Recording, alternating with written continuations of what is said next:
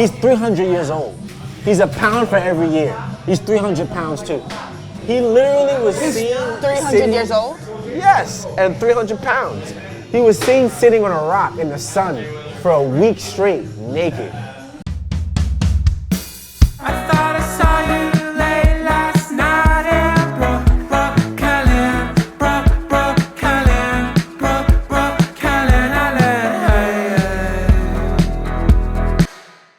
You know, I haven't celebrated New Year's for like 2-3 years in a row.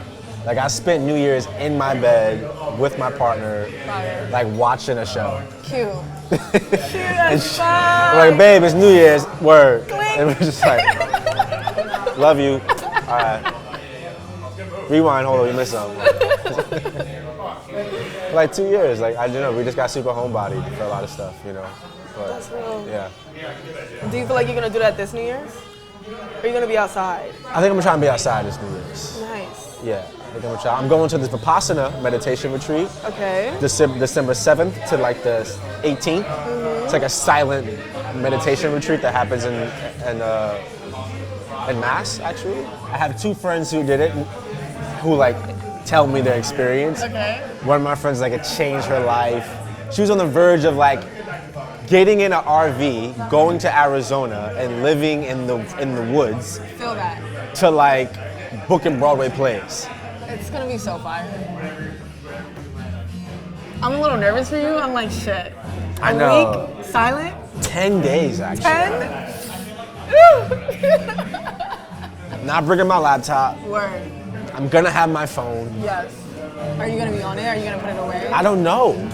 I'm afraid to make a vow because I feel like if I make a vow, I gotta uphold to it, and I'm afraid to disappoint myself. So I'm just like, let me just like, not even, I'm happy, I'm gonna be quiet.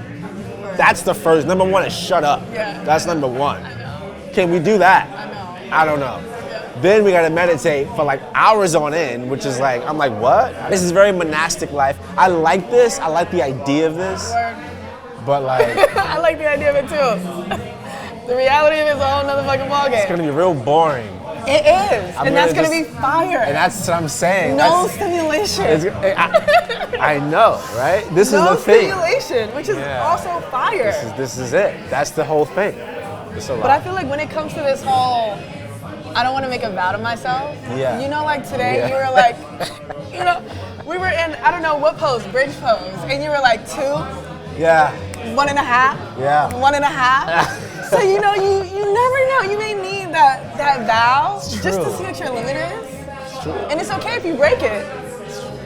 It is, you know? You always teach us to accept where we're at. Yeah. You know, I'm gonna throw your teachings right back This at is you good. right now. This is great. Thank you.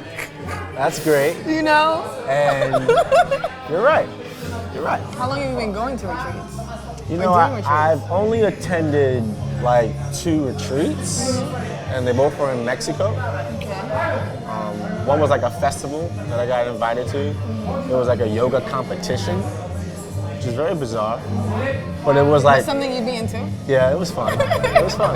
It was fun. It was. What? We were like playing a game of horse Nice. with like yoga poses. Okay. So like I do a pose, you gotta do it the exact same way. Like I like call it, you know, all this stuff. Fire. And it was cool. So like I did this competition, I won, and that was the first time I went to like a yoga retreat. It was like 5 or 7 days, a whole festival, and that was cool. But I've been doing this retreat in Panama since 2018. Okay. It's like- I haven't been to Panama yet. Panama's On the bucket list. Panama's beautiful. Okay. I got family in Colón in Panama. My family's from, like a part of my family's from Panama. Okay. My grandma and my aunts and all of them live in Colón and stuff like that. My family's not, okay, so on my grandma's side, they're Panamanian. Okay. On my grandmother's mother's side. Okay. On my grandmother's father's side, they're from Jamaica. Word. So they met in Panama because Cute. Panama had the canal, they had all the work, you know, a lot of them all over the Central South America was coming to Panama for work. And a lot of Jamaicans were coming to Panama for work. A lot of my family members who were from Jamaica went to Panama to work on the canal, you know. So a lot of my family are really from Jamaica, Okay. but they went to Panama, met people in Panama, the kids are Panamanian, That's Right. it now, you know, Yeah. that's how it goes. So my family was like that a little bit, you know, Cool. on my grandma's side. Because my grandfather just died. My condolences. Yes.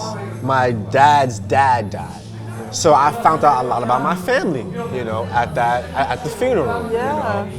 There's been a lot of holes in my family's history, you know, especially on my dad's side, you know. Yeah. So it was good to finally bridge that gap, get some of that information, you know. Yeah. So It's I crazy found that out. you got to do that at a funeral, but like, It is what it is. I'm sure. happy with what I get, you know. I feel I'm just glad like- I got something, you know. Definitely You got a though. lot. It should have been on better circumstances, you know. word, but it's hard because even in my family, like, there's so many holes. Yeah. You know, like it only goes as far back as my grandmother's mother. You Wow. know? Exactly. Wow, so That you I got- know from my mom's side.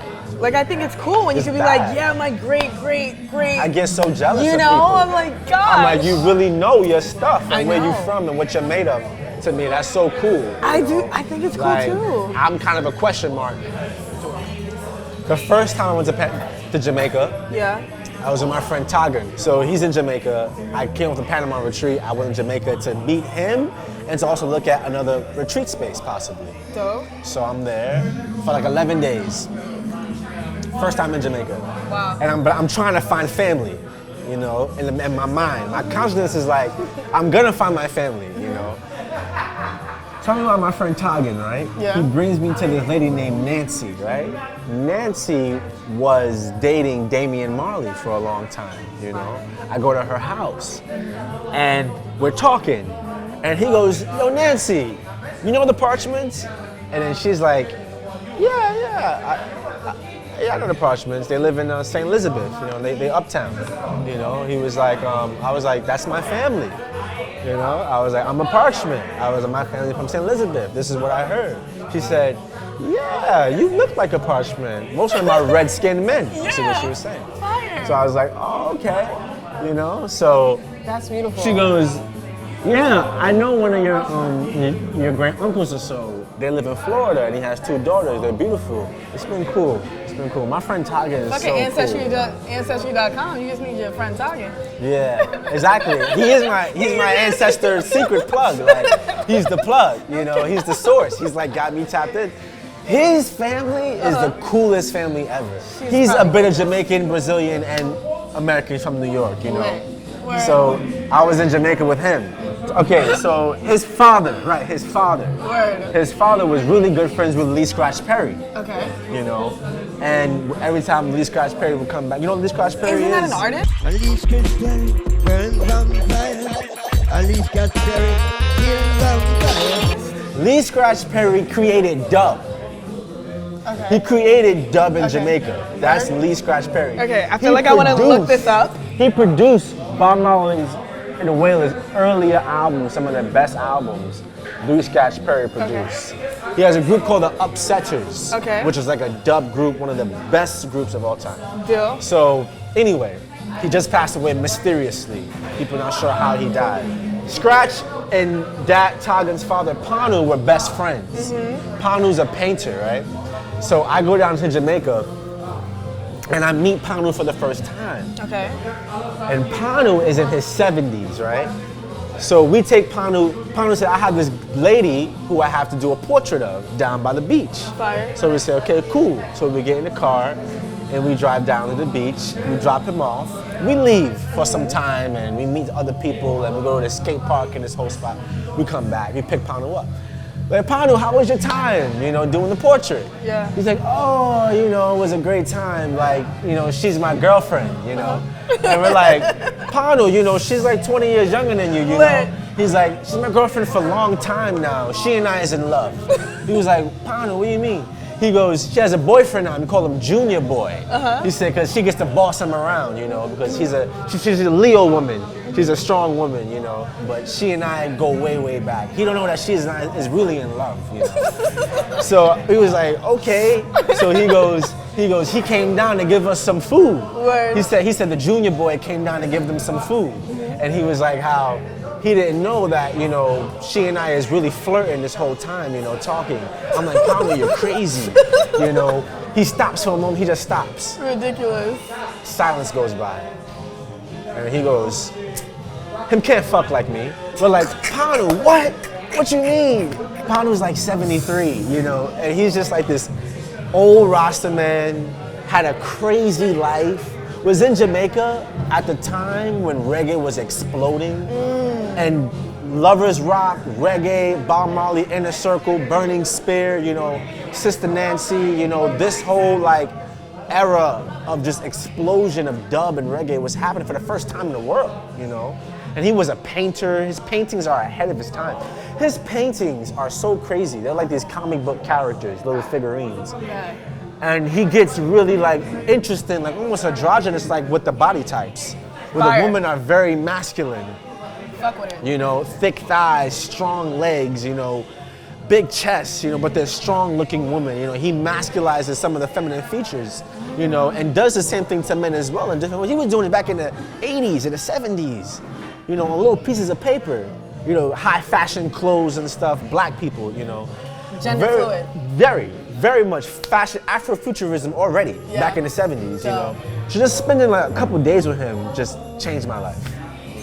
Yeah, relationships are great and they suck at the same time. Yes, Jesus Lord. And Jesus Lord.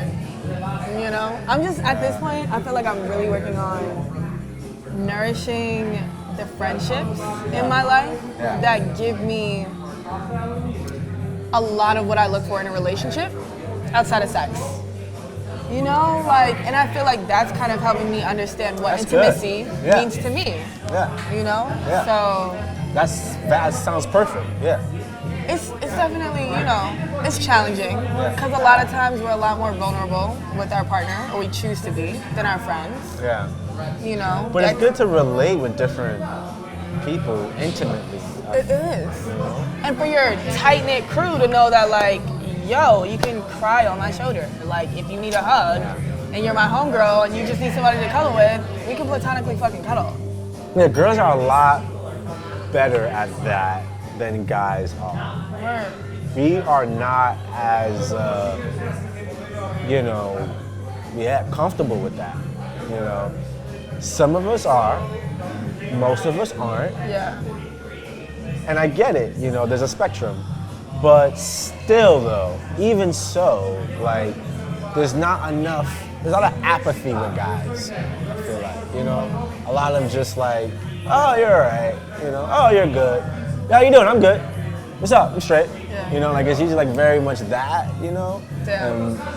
We don't quite crack into like certain pockets of intimacy. We also don't have the like societal judgment of like, oh, being intimate or being close to my homegirl is gay. You know, This is like, that, it well, doesn't I think that is my the underlying thing. Yeah, forgot. Like, if y'all just did not, it's like, yo, I'm just as much of a man hanging out with my bro, hugging my bro. But it's like, But also how y'all relate the to one hugging is another. different though. Word. Like, y'all be you know? cuddled up, I like know. real cuddled up.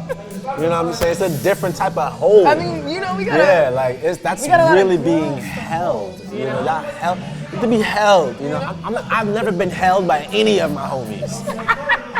They don't hold me. Never that. Never. That's my guy.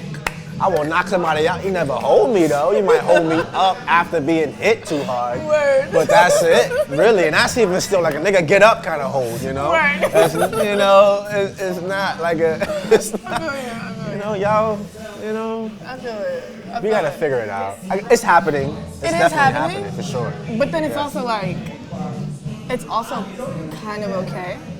I think it is too. You know, I it's agree. also okay. Like agree. what Yeah. women do, Yeah. y'all don't have to necessarily do. It's true. That's a great point to And, make. and I think Yeah. that's a really important I think that's point a to great make point to nowadays. make. Yeah. For sure. You know, Yeah. it's like, I don't want to step on no time. You know, For sure. Yeah. I've definitely. We definitely show up differently.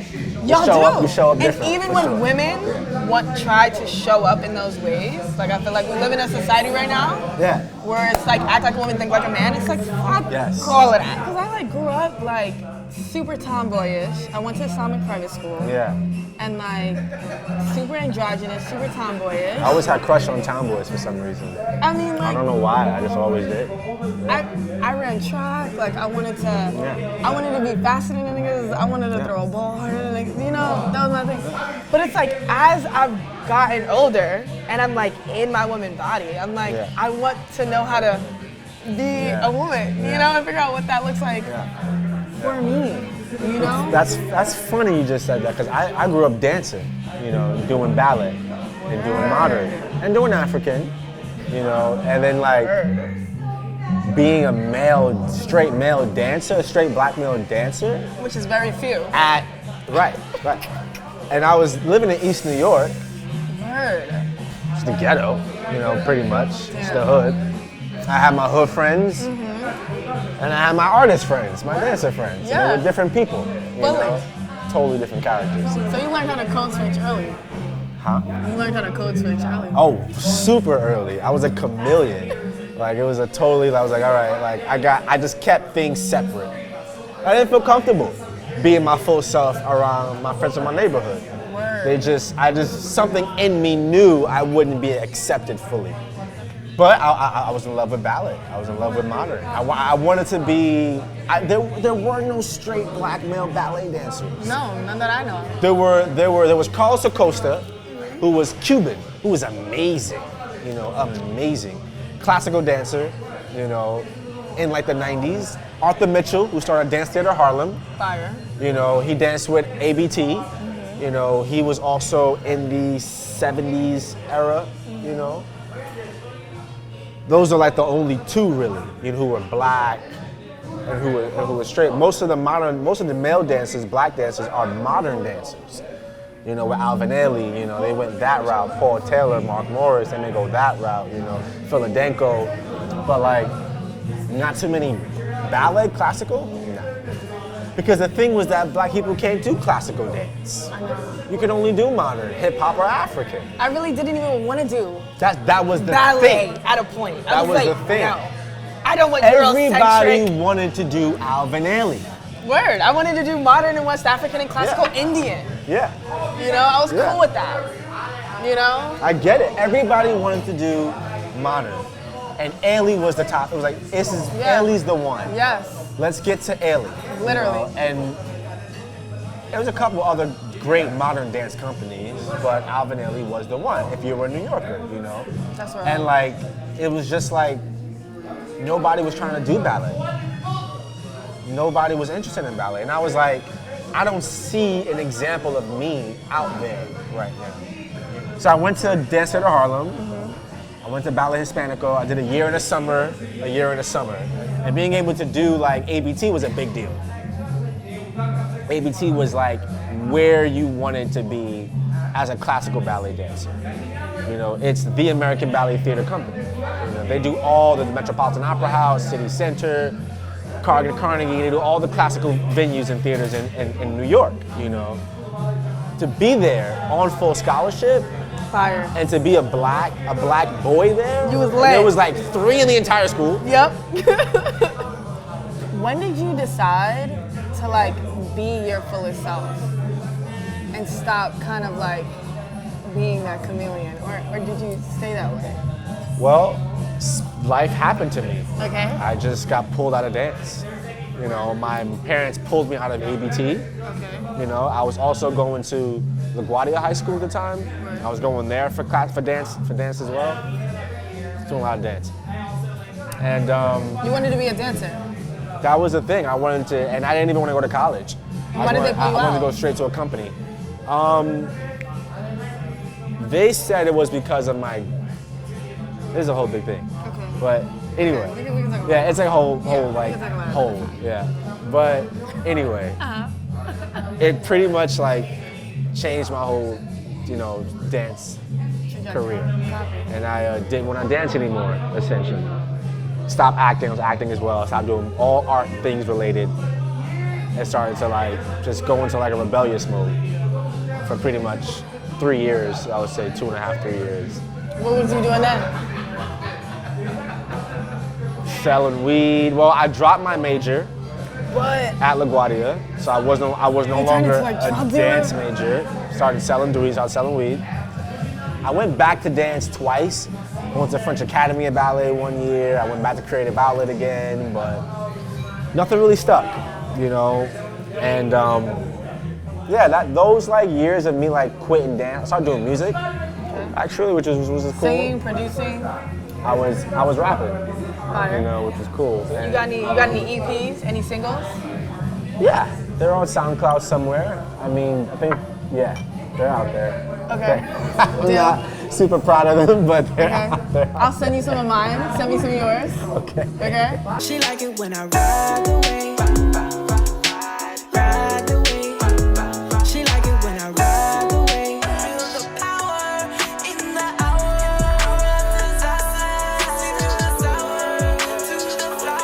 I have an EP. Nice. So I dropped out of school in 2018. And then, Out of college? Or yeah. College. Yeah, I went to Marlboro College in Vermont. West Bubblefuck. Yeah. You know, it was great, but it was wild, you know? It was like the most freedom I ever had. And I wasn't in New York. You're from New York? I'm from Brooklyn, but I left around 5, moved to Maryland, left Maryland, moved to Jersey. Went to Islamic private school most of my life. I was born Muslim, and then I came back to New York in high school. Oh wow, what high school you went to? I went to Erasmus. Oh. I was a fucking Erasmus. Word. But yo. I went to one of the good schools. I went to like the best school, Erasmus. But I dropped out of school after like a couple of years, you know. Wild out of it, wild out on some different shit. That's a story for another time. And when I came back, I had a boyfriend who was a producer, and I like lived out my dream as an artist, as a recording artist. Performed at SOBs and Music Chelsea Hall. Oh. It was cool. I didn't know you made music like that. And I did. Had a whole music career. I did. I like studying the videos. I play some music, and I love it. I have some friends who are like, "Moon, like you need to get back into it." You sing? I kind of like sing rap. Yeah, that's cool. You know, I sing rap. That's kind of what I want to do. It's a vibe. You This know? is a dope vibe. I think it's nice.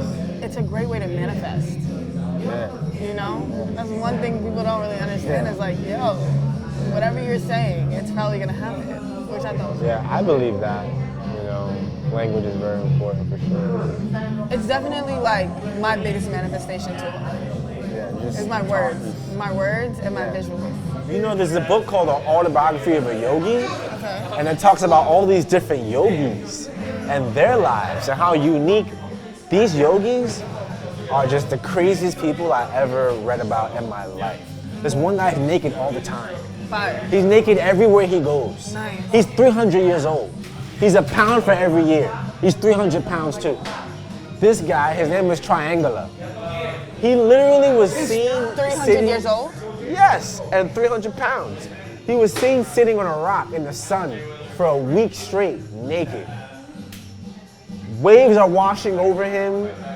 Sea levels rise and fall as the days and nights come and go, and he stays there for a week straight and then leaves. This is what other people in the village are saying about this guy.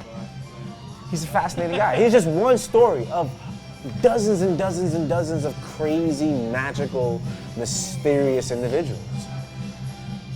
Literally, it's so crazy. These yogis are so fascinating, they blow my mind. I don't know if they're real or not. I'm like, because it's the life of a yogi. He's talking about, now his lineage of yoga is specific. His name is Yogananda Paramahanji. He was living around 1920 to about, the book was published in 1943. Dope. He died about 1965 or 70 or so, something like this, you know.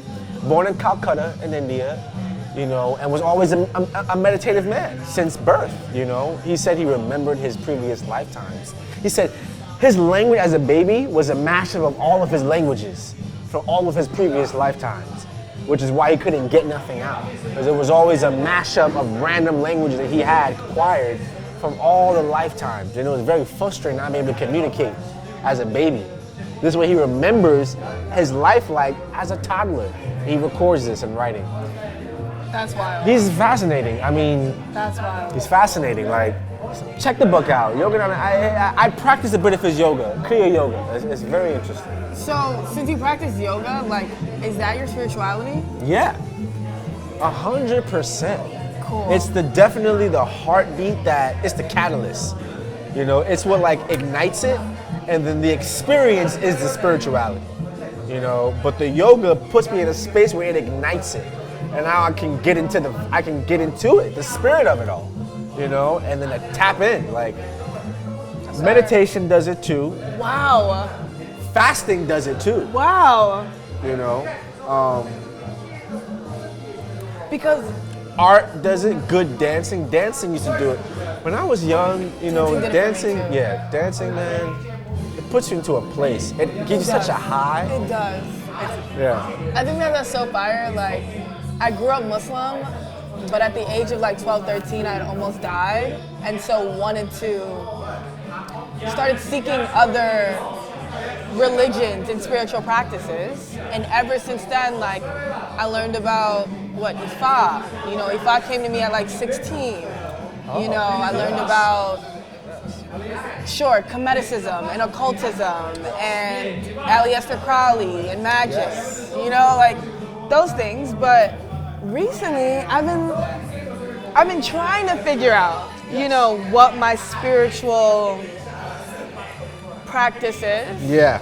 And I kind of think right now it's yoga. Yeah. Which is why I've enjoyed going to yoga so much. And dance is so same much way. of a spiritual practice. It is. I mean, there's spiritual dancing, you know. We have praise dance, we have Orisha dancing, we have the twirling, the swirling dervish monks do. Yes. We have the drumming that the tribes do. Dancing has always been connected to spiritual and transcendence. Like, it's always been this. If you look at any culture and where dance came from, it's masquerade. All these things are tapped to spirit.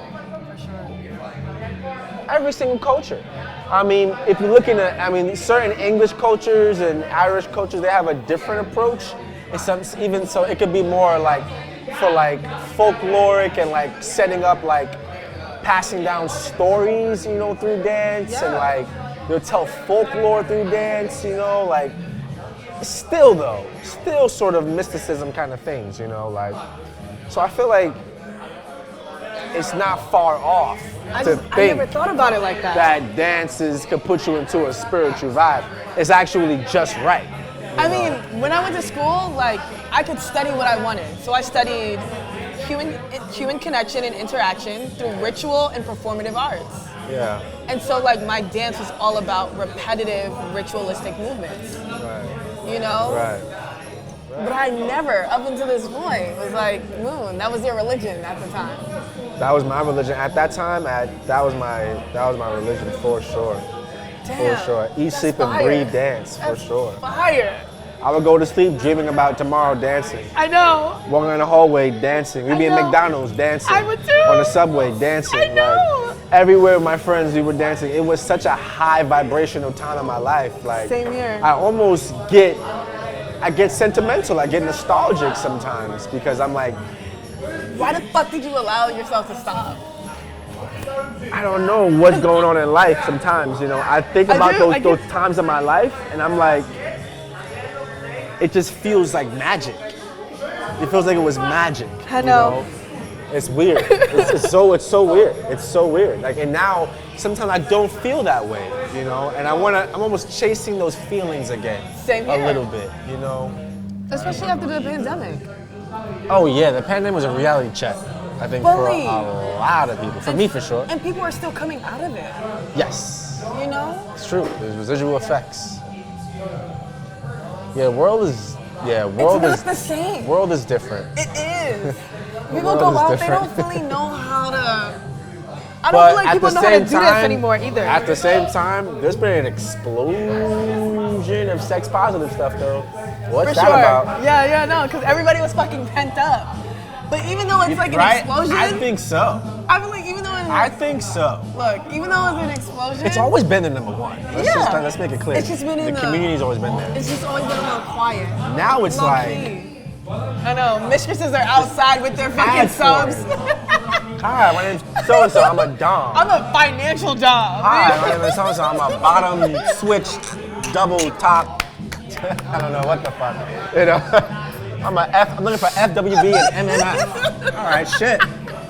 You're real, you know your shit. Yeah. I don't know my shit like that yet. I'm trying to, what do you want? I don't know. Let's figure it out. I don't know. Jeez. Now, it's real serious now, though. It's a serious problem. It's a serious, I think it's a problem. But I don't think everybody's as kinky as they're coming on. I agree like 100%. I feel like it's trendy. There's a lot of poses out there. I know. You're a poser. What are they posing Not as? like that. What are they posing as? As somebody who's probably really sex positive and really like freaky and kinky, and the truth of the matter is your sex positive extends to your clothing, and that's it probably. That's a good one. That's a good one. Nice. I had to talk that through in my mind as it was coming out. It worked out, kind of. I don't know. There's this app Field people are on, this like new like sex positive app they have out. All right. My friend told me about it. Okay, what makes it different? I don't think anything. I hear like basically like you create a profile like any other app, basically, and you message it. I mean, what I hear is basically you are like listing your kinks and interests on your profile. So what is the difference in Tinder? People aren't doing that, I guess. Because I feel like Tinder already, you go on Tinder and there's this expectation that you're gonna fuck. It's not even like, you're gonna get to know me. You know, it's not even like you wanna take a walk in a park. Tinder is the... You know, it's the let's fuck app. You know? Tinder's no good. Tinder's bad news. Tinder is toxic. Fully. Tinder is Fuck toxic. out of here. I agree. You know? I'm over apps, to be honest. I am too. I wanna go outside and meet people. I'm not gonna lie, I'm over apps. And know? I was never an app guy. Like, even like when apps were popping, I was like, just meet somebody at a bar, meet somebody at a grocery store. Like, what are you, a lame? You can't meet anybody in person? Like, what's going on here? Like, Okay, no, see. And now, apps is like, that's it. It's apps. I'm on apps. I'm connecting people on apps now. And I'm like, I never saw myself as this person. I used to make fun of this type of person. And now here I am, this same exact person, you know? You see, I kind of like apps at a point. Okay. You know, I like the spontaneity of it. I like meeting someone I didn't know and see what the vibe would be like. You know, it was that kind of got me excited. Yeah, no, I see that. I will say, but it's just, it's not doing it anymore. You know, people don't know how to conversate. You know, people, it's like, yo, like, let's just Netflix and chill. And do what? Like, before you get into my pussy, you gotta talk to me, bro. At the end of the day. You gotta talk to me. But you know What what do it you is? think I'm gonna just get It's under like your covers? the app, listen, the app Like, bro. messes everything up chemically, because you're looking at a profile with a picture and you're just swiping. You just click, no, yes. They're just numbers and faces at this point. I know. And you're hoping, it's like lottery. You're like, bang, got one, all right, here we go, reel it in. Like, it's just, people are not really trying to find love on the app, you know? It's like, and I honestly, I wouldn't want that to be my love story. You be trying to find love on the app? No. Yes, you do. No. Because I know it's not there. You know? I know it's not there, but I still spend a while, you know, talking, you know? But I get no luck on the app. I don't get matched with people who I actually want to hang out with. So I end up just having pen pals, people who I'm just talking to. You know, just random people from across the world, and we're just talking. And that's actually been really funny. Yeah. I actually met my ex-husband on an app. Wait. I forgot you were married. I told you? No. Exactly. Your friend told me. Oh, of course. I met my ex-husband off in an app. That was during the pandemic. Oh, that was recent. Yeah. So how long were you married for? For a year. Oh, wow. But it moved Were you fast. dating for a year too? No. So how soon did you get married into your relationship? We got married probably like 4 months in. Wow. 4 or 5 months in? Yeah. Wow. Seriously. I know. So, hold on. Yeah. You loved him? I did at the time. You did. What made you did. say you loved him? Like, I think it was because of what I valued. Right? That's see, this is an important point. This here. is. This is you know, key information I here. know. You know, like Okay, go ahead. at the time, I was looking for something serious. I was looking for a deep connection, someone willing to work on cultivating one, and I was looking for security. Especially in a time when everything is so uncertain. Exactly. You know, and I was very clear and upfront about that. And he was looking for a lot of the same, you know, like he wanted connection. He had gotten out of the military and like really wanted to just like grow with someone and be serious with someone. And he's just like, the girlfriend thing is like, I feel like the girlfriend-boyfriend thing is really a play stage. Sure, you're taking your time to get to know. At this point, I'm like, look, we're gonna take our time. We're gonna take our time. We don't need to move in so fast. You know, I can live a couple years maybe without being with you, but we moved fast. You know, we was girlfriend and boyfriend, but it wasn't even that long, you know? We were just like, yo, like, let's have our own ceremony and, like, let's work towards building a life together. And we're still friends, which I think is beautiful. That's great. You know, I think we're going That's great. we're probably gonna be life partners, you know? But, like, not romantic. So then why get divorced? Because I realized that the security I was looking for in him, I really wanted in myself. And once I left him, I got my first apartment. I proved to myself that I could be financially stable, you know? And a lot of the ways that I was codependently leaning on him, I'm working on healing in therapy now. And I'm understanding that, like, yo, it was kind of like a trauma bond, you know? And it was. You know, I think that's really awesome that you see this and you're not leaning into it. And that you were like, you know what, I want to get my own thing, you know, and get into my own vibe. We were gonna get a house in Atlanta. I know girls. Did I tell you my life was gonna be good? I know girls right now who would You die know, for that. now I'm Die like, for that. girl, you know you can be financially stable. Fuck this shit, you know? But it's also like, this is what I chose, and I'm grateful for it. And like me and him were like, we talk about what we went through, and like, again, when you're married, That's cool. it is because we're able to actually process what we went through together and explain it, not out of trying to. A lot of times when you're in relationships, you sometimes hold your tongue. We don't care to hold our tongue no more because I'm not dependent on you for anything, you know? I want you in my life. I don't need you in my life. And whether I said I wanted him in my life or he said he wanted me, we kind of needed one another. He was emotionally dependent on me. I was financially on him. But like, a lot of what we learned from one another or what we were leaning on the other to provide, we now provide that for ourselves and we talk about it. I didn't want to lose myself in someone else. Yeah. I wanted to be Moon and figure out what Yeah. that really is, who she really is, you know? And, you know, some trials and tribulations. I'm gonna cherish it. You fuck with that. That was beautiful. Thank you. Do you ever want to get married? No. No? No. Nice. I would do everything a marriage does without going to the lawyer, without going to the judge. There's no need. I will I will spend my last dollar on a lavish, beautiful wedding. I will invite everybody. I would do a honeymoon. I would do all the things that a marriage couple would do. Yeah. Just without the piece of paper. And that is the rebellious lover in me. I refuse to have anybody have ownership of my love.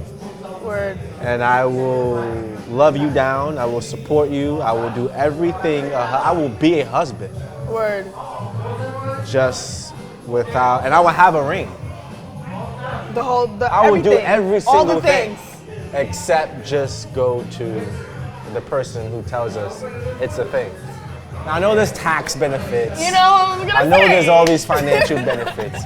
And this is what they dangle in your face. Which is fucked up. This is why I don't like them. Single people deserve tax benefits too. I'm a butterfly,